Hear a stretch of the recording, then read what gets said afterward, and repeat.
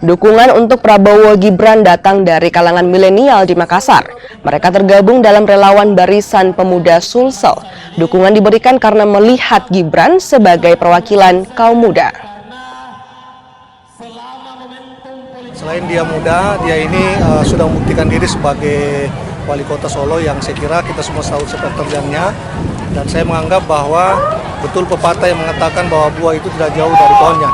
Kecerdasan Jokowi, alhamdulillah ini terinspirasi masuk kepada sosok Gibran, dan insya Allah kita mendukung Gibran di usia muda ini dalam rangka memberikan spirit kepada seluruh masyarakat Indonesia bahwa pemuda itu punya kemampuan dan punya kualifikasi untuk bagaimana membangkitkan girah kepemimpinan pemuda di Indonesia ini.